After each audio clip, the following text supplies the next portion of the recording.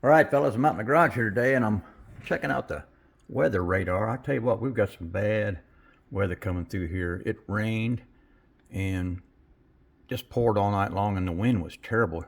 Here we are, right there in the middle, boys, right there. Look at all that coming through. We're expected to get possibly 60-mile-an-hour winds, wind gusts today.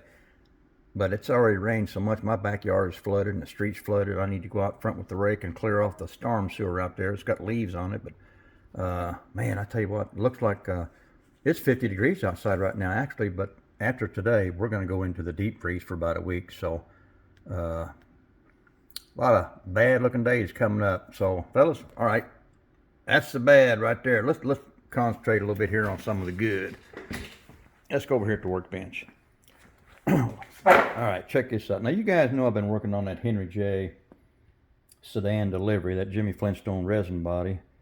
And since I wasn't able to use the hood on it, I had the body of the 51 Henry J. Came in the kit, and I went ahead and put the front fenders together with the hood. And these are the leftover wheels and tires off of this M2 kit, this 56 Ford pickup, this Edelbrock equipped, bad looking truck. So I thought I'd make this little goofy looking Pro Street. It comes with a spare engine, not much to them, but if y'all remember, I did that.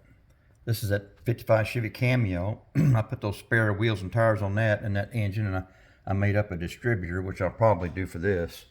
But I think that'll look kind of cool sticking out of the hood and just make a goofy, funny looking car. Let me show you all the back end of the thing. Look at the meats and look how wide they are. That's going to be pretty cool right there, I think. Of course, that engine is, like I said, the only thing it's going to get is a distributor and wired. It's not going to be detailed like the engine here is. That's the engine for the 41 Willys, which is right there. It's looking pretty sharp. I went ahead and I did go ahead and I put some filler pieces in there, where the nubs off of the hood here, they were right there, and I cut them off, and they would sink down in these little holes right here. I filled them in and puttied them over, and got them looking pretty good, I guess. But that old Willys is looking pretty good there. Now I think this is going to look sharp too, guys. All right, we looked at the weather. That was the bad. This is the good right here.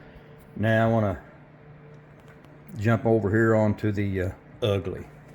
So let me scoot my chair over and. All right, you guys know this is the what I've been working on. It's the 51 Henry J.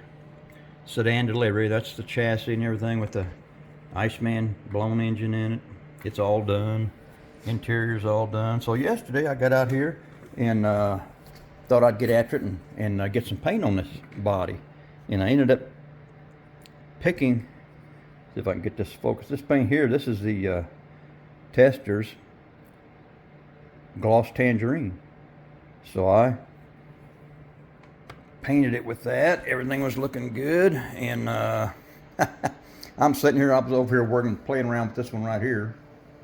And I had the timer on my phone set because whenever I paint something, I'll let it sit for a good 45 minutes to an hour and gas out, and then I stick it in my dehydrator for quite a few hours and let it cure out. So I'm piddling around with this.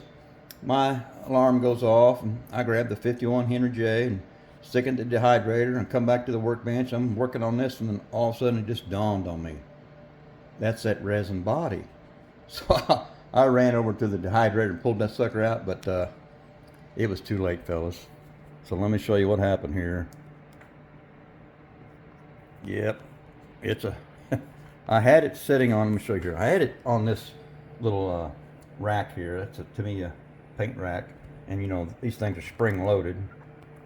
So that's why it's all bolted out here, because after that heat got to this resin, that spring loaded just started pressing it out that way. And that's what happened. So unfortunately, guys, this is the ugly, and this body is ruined. It is not salvageable. I thought about maybe taking my clamp here and putting it on there and crank it down a little bit and then start applying some heat from my heat gun and just keep cranking as it heats up. But I don't know if that'd do any good. This thing has just been a headache from day one for me. So I think this one is just done. Boy, so just a note to myself, no more resin.